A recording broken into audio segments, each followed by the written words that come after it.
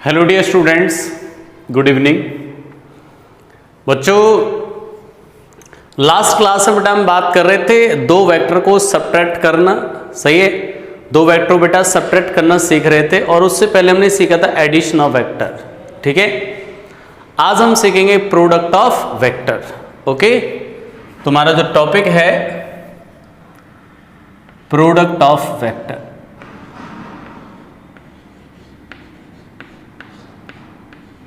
Product of vector, clear? ये हम बच्चों अब टॉपिक स्टडी करेंगे प्रोडक्ट ऑफ वेक्टर। वेक्टर को कैसे बेटा मल्टीप्लाई किया जाता है। ठीक है, जैसे स्केलर को मल्टीप्लाई करते हैं ना, 2 इंटू 3 6 हो गया, ऐसी वेक्टर को भी मल्टीप्लाई करते हैं, लेकिन उसके रूल्स अलग होते हैं। ठीक है, तो सबसे पहले बेटा हमारा जो वेक्टर का जो प्रोडक्ट होता है वो दो टाइप का होगा। सबसे पहले हम बोलेंगे स्केलर और डॉट प्रोडक्ट, स्केलर और डॉट प्रोडक्ट। नेक्स्ट आएगा बेटा वेक्टर और क्रॉस प्रोडक्ट। ठीक है, स्केलर और डॉट प्रोडक्ट, और नेक्स्ट आएगा वेक्टर और क्रॉस प्रोडक्ट। ठीक है बच्चों, तो अब हम सबसे पहले जो स्टडी करेंगे कौन सा आएगा बेटा, स्केलर प्रोडक्ट। ठीक है, ये स्टडी करने वाले हैं हम लोग। तो सबसे पहला जो टॉपिक है बेटा वो क्या है, स्केलर और डॉट प्रोडक्ट। ठीक है, आसान है, कहीं टफ नहीं है इसमें, समझ रहे हो, आसान है बेटा ये स्केलर और डॉट प्रोडक्ट। क्लियर? स्टार्ट करते भाई।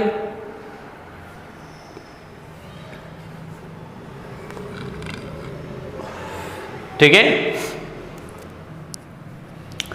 अब बेटा स्केलर और डॉट प्रोडक्ट कैसे डिफाइन किया जाता है, इस चीज पे फोकस करेंगे, किस तरीके से हम लोग डिफाइन करते हैं बेटा डॉट प्रोडक्ट। जैसे बच्चों आपके सामने एक वेक्टर है इस तरफ, वेक्टर ए, और नेक्स्ट वेक्टर है बेटा बी, दिस वेक्टर बी, और इनके बीच में एंगल थीटा। सही है, कैसे हम लोग बेटा इसको डिफाइन करते हैं डॉट प्रोडक्ट को, देखो ऐसे डिनोट करते हैं, ए वेक्टर डॉट बी वेक्टर। ठीक है, ए वेक्टर डॉट बी वेक्टर, सामने जो वैल्यू आती है वेक्टर ए का मैग्नीट्यूड, वेक्टर बी का मैग्नीट्यूड इनटू कॉस थीटा। सही है, समझ रहे हो, इस तरीके से ऐसे डिफाइन किया जाता है। सिंपल है सर। बच्चों जैसे बात करूं मैं स्केलर में, एक बार स्केलर में सोचो बच्चा, जैसे आपसे कोई बोले 2 इंटू 3 बताओ तो आप 6 बोलोगे, 2 क्रॉस 3 बताओ तब भी 6 बोलोगे, इसका मतलब भी 6 है और इसका मतलब भी 6 है। लेकिन बेटा वेक्टर में ये दोनों मतलब अलग अलग हैं, डॉट का अलग मतलब है और क्रॉस का अलग मतलब है। ठीक है बेटा, चलिए सर इसको डॉट और स्केलर प्रोडक्ट क्यों बोलते हैं बेटा, डॉट तो यहां इस वजह से, और जो आउटपुट आता है वो स्केलर क्वांटिटी है। ये जो आउटपुट है, जो आउटपुट आ रहा है बेटा यहां पर, वो कैसा है, स्केलर। आउटपुट जो आ रहा है वो कैसा बेटा, स्केलर है, और यहां ये इस चीज को बोलते हैं डॉट। सही है, इसलिए नाम बोल देते हैं डॉट प्रोडक्ट। डॉट प्रोडक्ट और स्केलर प्रोडक्ट, डॉट प्रोडक्ट और स्केलर प्रोडक्ट। ठीक है, इस तरीके से हम लोग बोल देते हैं। ठीक है,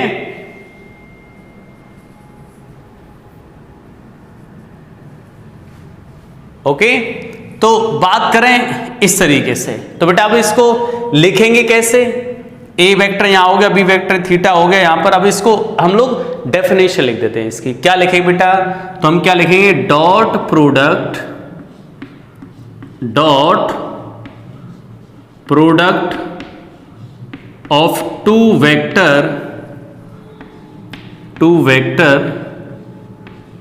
इज डिफाइंड एज, बेटा dot product of two vector is defined as product of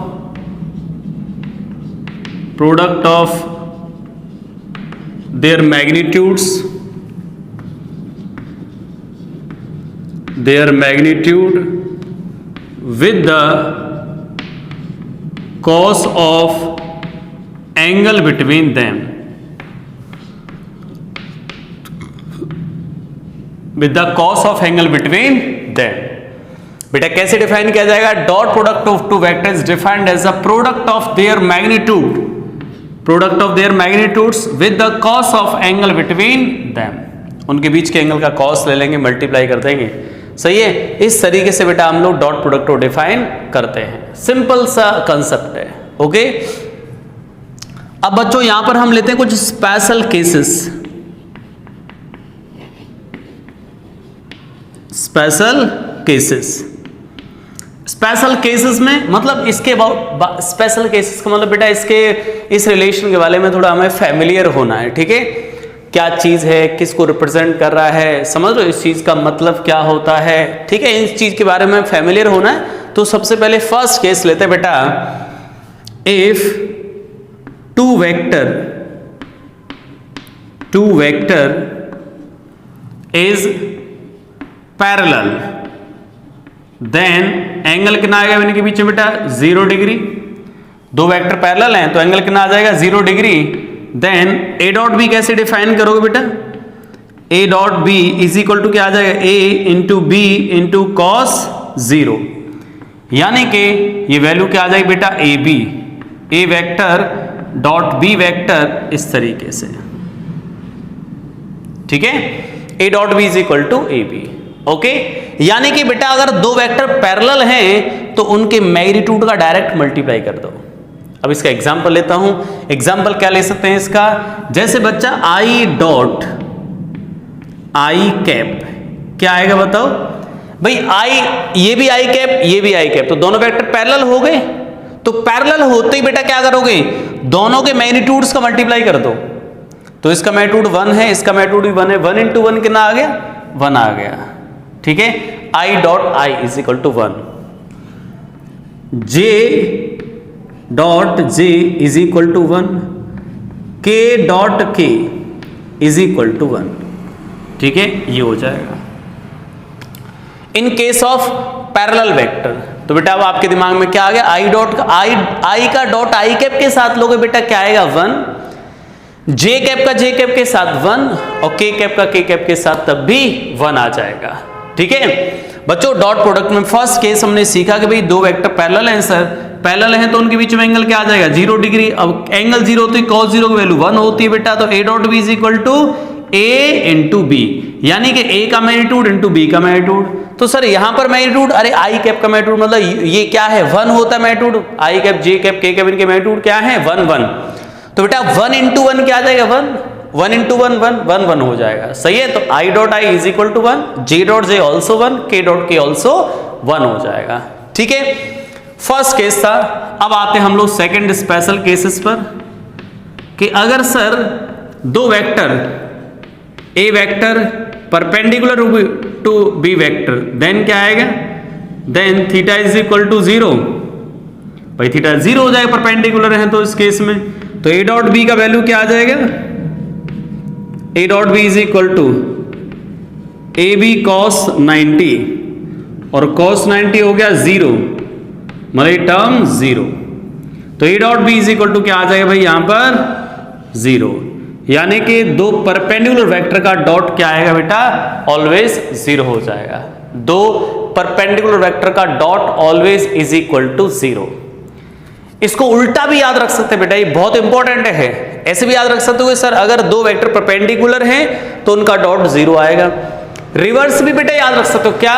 कि अगर डॉट प्रोडक्ट 0 आ रहा है, if dot product is 0 then these two vector are parallel, sorry perpendicular. समझ रहे बेटा कि अगर दो वेक्टर परपेंडिकुलर उनका डॉट 0 आएगा और डॉट 0 आ रहा है इसमें टू वेक्टर आर परपेंडिकुलर, तो इधर से भी और इधर से भी हम लोग दिमाग में बिठा सकते हैं।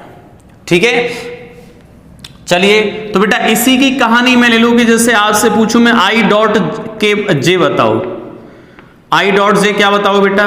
0। क्यों बताओगे? क्योंकि सर आई और जे तो परपेंडिकुलर होते हैं। बच्चों आई जे कैप समझते हो बेटा? ये आई कैप जे कैप, ये आई कैप, ये जे कैप और जो जेड एक्सिस होता है वो क्या है, के कैप। ठीक है बेटा, तो क्या आ जाएगा i dot J 0 because i and j are perpendicular vector. J dot k is equal to 0, k dot i is equal to 0, perpendicular vector का डॉट 0 होता है। ठीक है, ये दो केस बेटा हमने अभी यहां पर डिस्कस किए हैं। ठीक है, चलिए हम लोग थर्ड केस की तरफ चलते हैं, पहले इनको नोट कर देते हैं।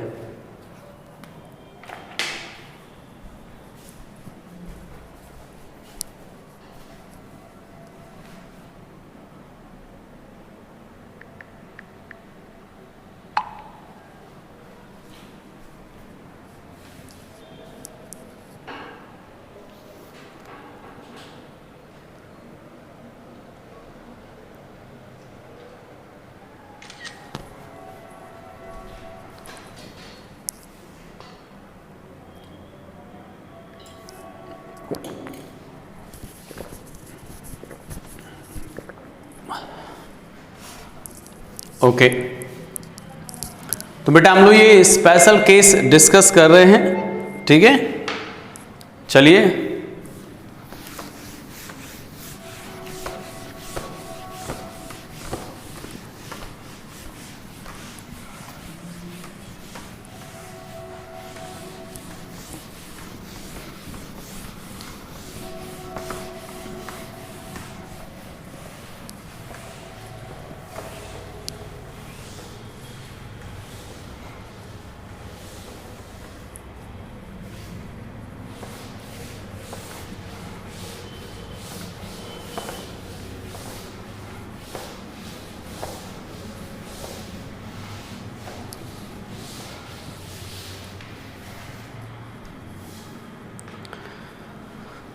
ओके, अब आते बेटा केस थर्ड पर। ठीक है, केस थर्ड,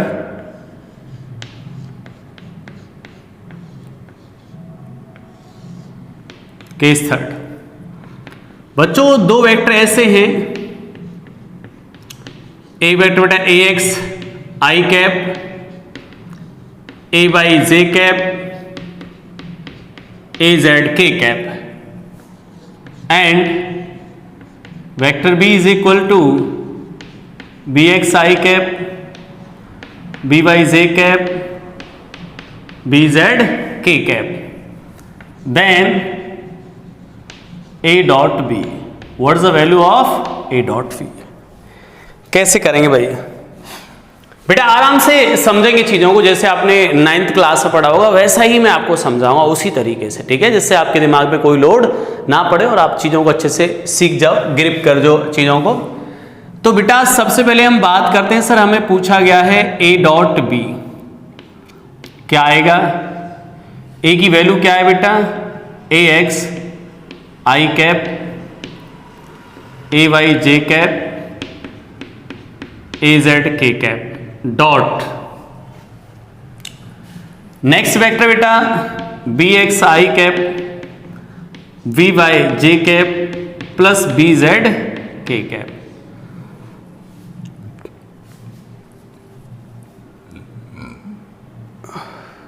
ठीक है, अब बेटा जैसे हमने दो ब्रैकेट का मल्टीप्लाई करना सीखा था, सही है? 9th क्लास में क्या सीखते हैं हम लोग? सर ब्रैकेट से कोई बाहर क्वांटिटी होती है, उसका ये मतलब होता है कि जैसे ये नंबर है तो इस ब्रैकेट से बाहर, तो इसका मतलब है इस नंबर का इस ब्रैकेट के सभी स्टेप्स के अंदर मल्टीप्लाई होना है, इसके अंदर भी, इसके अंदर भी और इसके अंदर भी, सभी स्टेप्स के अंदर मल्टीप्लाई होना है। सेम यहाँ भी कहानी वही है, सेम। कौन सा नई कहानी? मैथ्स के कॉन्सेप्ट थोड़ा चेंज हो जाता है यार। पहले इसका मल्टीप्लाई इसमें करेंगे बेटा, फिर नेक्स्ट मल्टीप्लाई इसमें करोगे और नेक्स्ट मल्टीप्लाई फिर इसमें करेंगे। ठीक है, अब नेक्स्ट टर्म आ जाएगा, इसका मल्टीप्लाई इसके अंदर, इसके अंदर और इसके अंदर। ठीक है, ऐसे थर्ड टर्म का मल्टीप्लाई भी करेंगे सभी टर्म में। चलिए सबसे पहला टर्म लिखते हैं, थोड़ा लेंथी टर्म होगा बट घबराने की जरूरत नहीं है बेटा। इसका मल्टीप्लाई इसके साथ करोगे और डॉट मल्टीप्लाई करना है। तो देखो ये तो ax और bx तो स्केलर चीज है, वेक्टर तो ये है I cap J cap K cap. तो हम क्या लिख देंगे?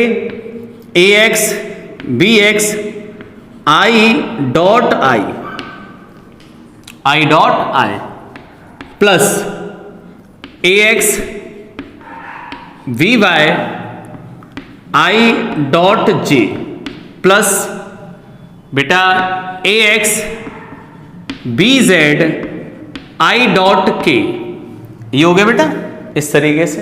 प्लस इस टर्म का मल्टीप्लाई हो चुका तीनों में, अब इसका मल्टीप्लाई करोगे तो क्या लिख दो बेटा, A Y B X J और आई, तो जे डॉट आई प्लस ये A by B by J dot J plus A by B Z J dot K. Okay, next यहां पर A Z B X A Z, बेटा A Z का multiply कर रहे हो आप, के डॉट आई, सिंपल है बेटा। इसका मल्टीप्लाई इसमें करो, फिर इसका मल्टीप्लाई इसमें, तो क्या आ जाएगा, ए जेड बी वाई के डॉट जे प्लस ए जेड बी जेड के डॉट के, ये हो गया। समझ रहे बच्चों, सिंपल सी चीज है, ठीक है। अब हमने अभी बेटा इससे प्रीवियस केसेस में क्या सीखा था, i dot i cap is equal to 1, j dot j also 1, k dot के also 1, but i dot j perpendicular vector dot 0। समझ रहे हो, तो आई डॉट आई तो हो गया बेटा 1, I dot J 0, I dot के also 0, perpendicular vector J dot I 0, J dot A 1, ये 0, सही है, के डॉट आई ऑल्सो 0, 0 और ये 1। तो फाइनली हमारा जो आंसर है वो कितना आ जाएगा, ए एक्स बी एक्स प्लस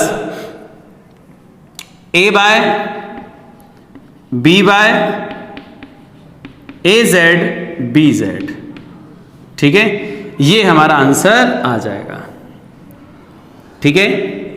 अब आपको बेटा मैं आपको ये चीज बताना चाहता हूं कि अब आपको इतना लेंथी प्रोसेस नहीं करना है, मैंने आपको समझाया है कि भाई इस तरीके से होता है, बट अब आपको करना कैसे वो बता रहा हूं।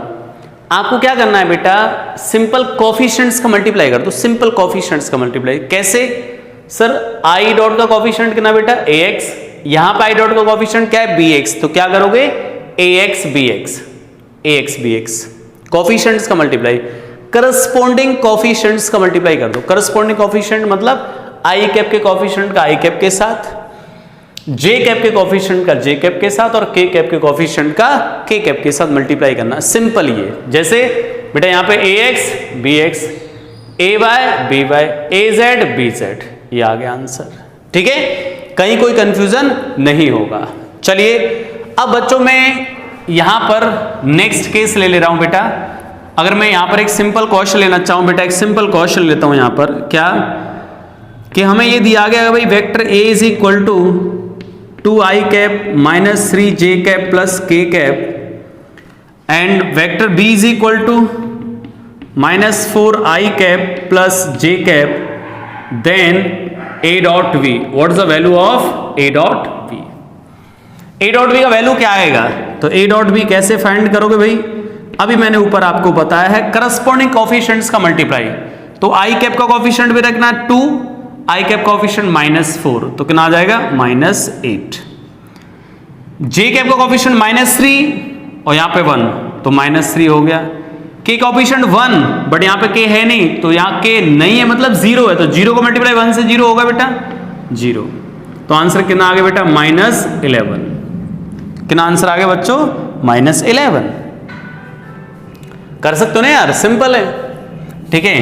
अब यहां पर एक क्वेश्चन ले लेते हैं। क्वेश्चन ये बेटा कि अगर vector A is equal to A I cap plus 2j cap and vector B is equal to -3i cap plus 2j cap, sorry 4j cap, if vector A perpendicular to B vector then value of A. Then value of A की वैल्यू क्या आएगी? What is the value of A का value क्या आएगा?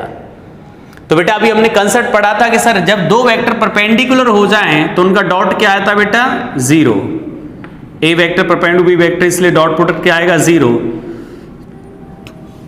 Dot लेते कैसे बेटा दो वेक्टर का? करस्पॉन्डिंग कोएफिशिएंट्स का मल्टीप्लाई। ये ए है, ये -3 है, तो कितना आ गया बेटा? -3 into A plus 2 into 4 8 is equal to क्या है? ये 0। ए का वैल्यू कितना आ गया बेटा? 8/3। ये आंसर आ जाएगा। ए की वैल्यू आ गई कितनी? 8/3। क्लियर है यार यहां तक? ठीक है, चलिए बेटा इसको मैं नोट कर देता हूं।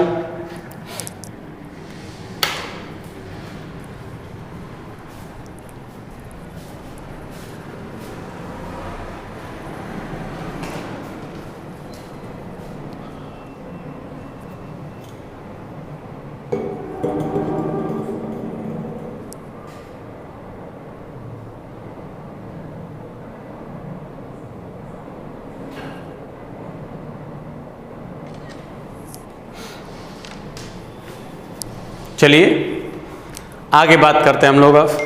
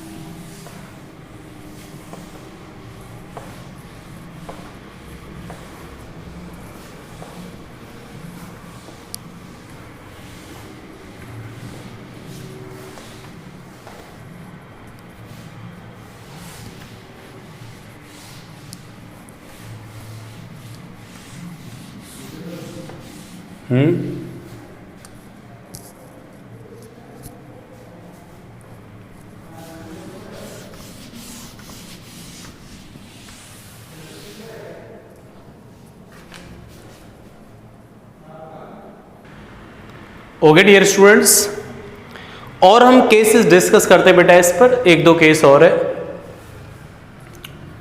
बच्चों। जैसे मैं बात करूं केस 4 की, case 4th, sir dot product of two vector, dot product of two vector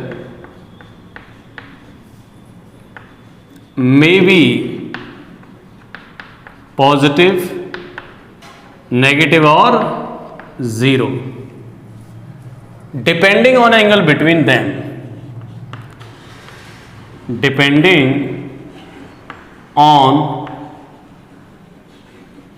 angle between them।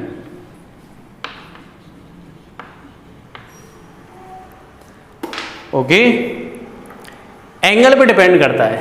कैसे बेटा? मान लो अगर दो वेक्टर ऐसे बेटा, एक वेक्टर ऐसे, A vector B vector, angle acute angle है लेस देन 90, कॉस क्या आएगा इसमें? पॉजिटिव। तो डॉट प्रोडक्ट भी क्या आएगा? It means A dot B भी कैसा आएगा? पॉजिटिव। अगर ये दो वेक्टर परपेंडिकुलर हैं 90 डिग्री, यहां पर cos थीटा कितना आ जाएगा? 0। A dot B also 0। A और बी के बीच में एंगल 180 है, 90 से ज्यादा है। cos theta negative, A dot B negative. तो बेटा cos theta may be positive may be negative depending on angle between them. तो dot product of two vector कैसे डिफाइन करेंगे हम लोग बेटा? क्या हो सकता है? इसकी वैल्यू पॉजिटिव भी हो सकती है, नेगेटिव भी हो सकती है और 0 भी हो सकती है। क्लियर?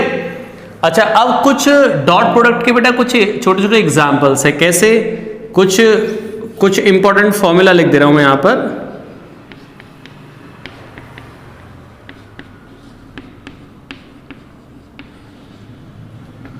जो फिजिक्स में यूज होता है, जैसे वर्क डन।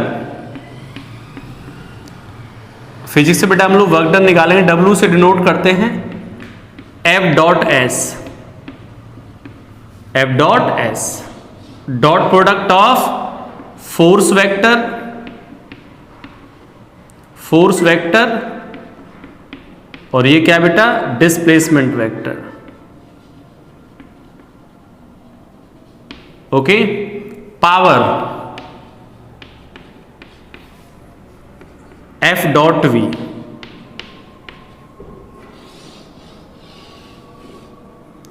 F मतलब बेटा फोर्स और V मतलब वेलोसिटी। सही है। अभी बस मैंने आपको ये बताया कि वेक्टर का यूज यहां पे होता है, ठीक है। ये वर्क डन तो चैप्टर आएगा आपका, वहां पे हम डिस्कस करेंगे। वर्क डन, वर्क और पावर एक ही चैप्टर है, ठीक है, तो वहां पे हम इनको डिस्कस करेंगे। अभी तो मैंने सिर्फ आपको ये फॉर्मूला लिखाया है कि भाई इनका डॉट प्रोडक्ट का यूज कहां होता है। तो बच्चा ये यहां पर और नेक्स्ट यहां पर, ठीक है, ओके। तो ये इसका यूज है, ठीक है।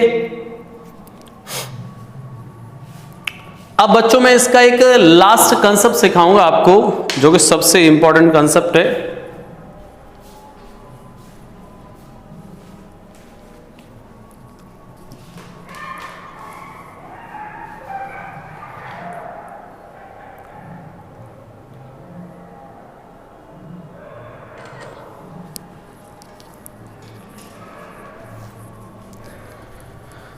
बेटा इसका लास्ट एक केस है जिसको हम डिस्कस करने वाले हैं, जो सबसे इंपॉर्टेंट केस है बेटा लास्ट इसका डॉट प्रोडक्ट का।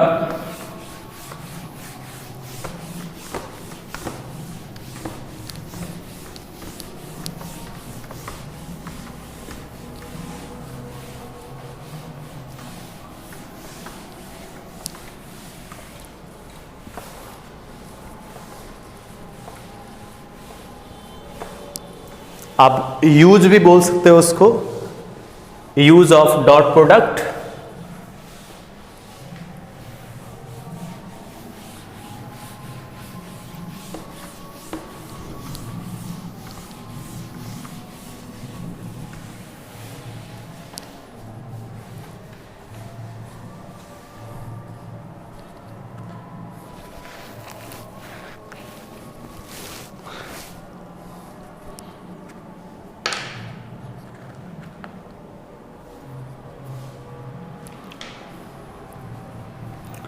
बेटा component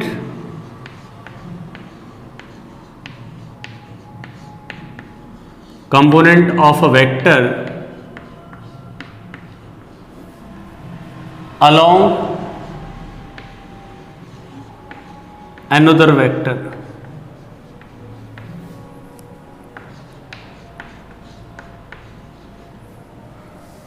component of vector along another vector. सही है, एक वेक्टर का दूसरे वेक्टर के अलोंग कंपोनेंट। ये बहुत ही इंपॉर्टेंट कंसेप्ट है बेटा, ध्यान से समझना चीजों को, ठीक है बच्चों। ये है इस तरीके से बेटा वेक्टर ए और ये है वेक्टर बी, एंगल है ये थीटा, ठीक है। अब मैं आपसे पूछूं बेटा कि वेक्टर बी का ए के अलोंग कंपोनेंट बताओ। कंपोनेंट बोल सकते हैं यहां पर बेटा हम लोग, प्रोजेक्शन भी बोल सकते हैं। ये इस फॉर्म में भी पूछा जा सकता है, projection of a vector along another vector, ठीक है। प्रोजेक्शन वर्ड भी यूज हो सकता है।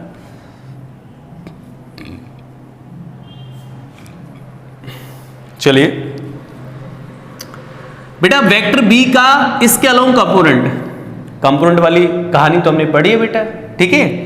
तो बी का कंपोनेंट क्या आएगा सर, बी के हेड से एक लाइन ड्रॉ कर दो परपेंडिकुलर, ये यहां इंटरसेक्ट कर रही है बेटा। तो बी का अदर जो कंपोनेंट आएगा इसको क्या बोलोगे आप, वैल्यू क्या बोलोगे इसको, बी कॉस थीटा। क्या बोलोगे इसको, बी कॉस थीटा। सिंपल आ गया सर। बी का इस डायरेक्शन में कंपोनेंट क्या आएगा बेटा, बी कॉस थीटा। तो हम क्या बोल सकते हैं बेटा, component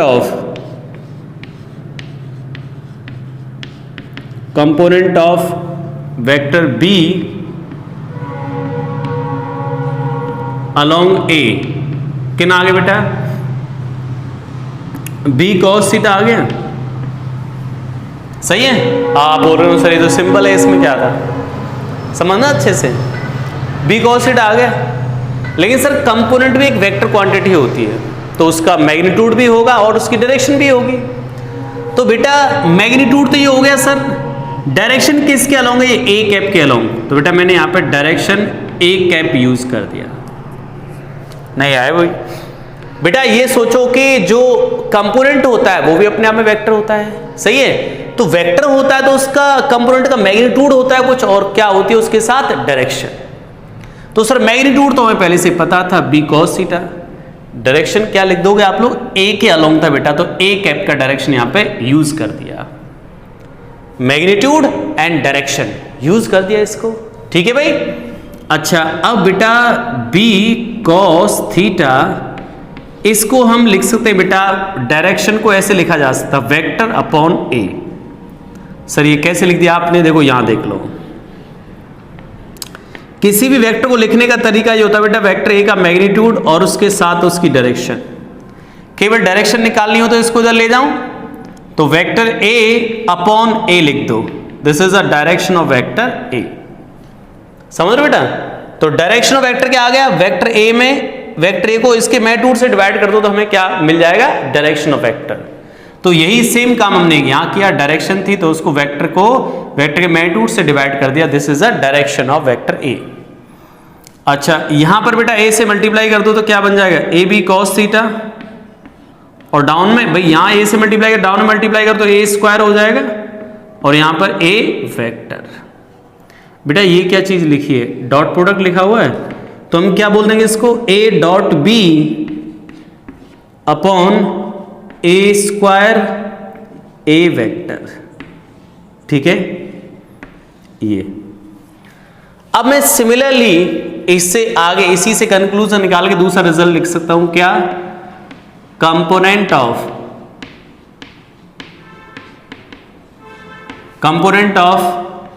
A along B, component of A along B, simple. तो क्या लिख दूंगा यहां से बेटा, यहीं से लिख रहा हूं मैं, A dot B divided by B square B vector, ठीक है। देखो यहां पे क्या लिखा था मैंने, कंपोनेंट ऑफ बी, बी का कंपोनेंट ए के अलोंग, ए के अलोंग, तो बेटा ए के अलोंग तो ए वेक्टर आया, ए स्क्वायर आया, तो अब component of A along B, तो बी स्क्वायर बी वेक्टर। समझ रहे हो, ऐसे याद रखना भाई, जिसके अलोंग निकालना है, बी स्क्वायर के अलोंग तो बेटा सॉरी बी के अलोंग तो बी स्क्वायर बी वेक्टर, ए के अलोंग तो ए स्क्वायर ए वेक्टर। समझ रहे हो, ये बहुत ही इंटरेस्टिंग और बहुत ही अच्छा कंसेप्ट है, सही है।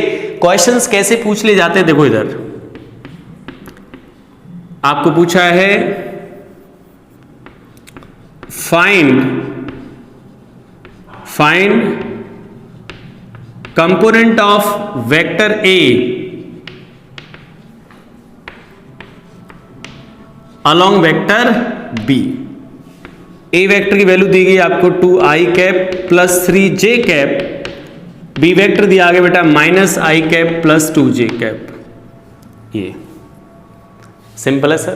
क्या पूछा हुआ था बेटा, इसे पूछा है कि component of A along B, along B, B के अलोंग मतलब ये, समझ रहे हो। तो क्या कर लोगे sir, A dot B simple लिख दोगे, A dot B upon B square और बी वेक्टर।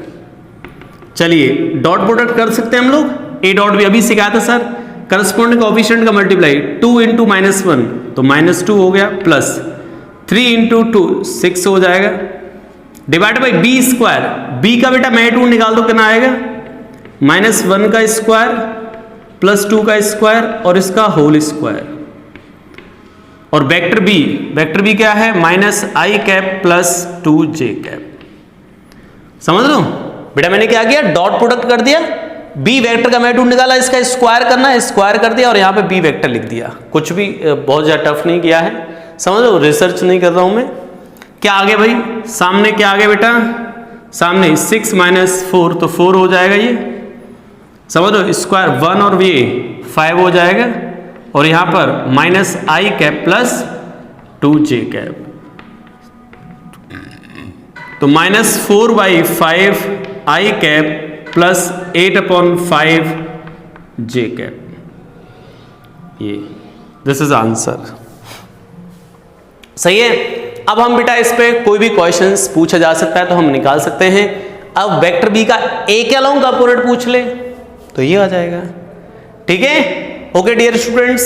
ठीक है, इसके बाद हम लोग नेक्स्ट क्लास में मतलब कंटिन्यू करेंगे क्रॉस प्रोडक्ट और vector product. Okay, thank you for watching.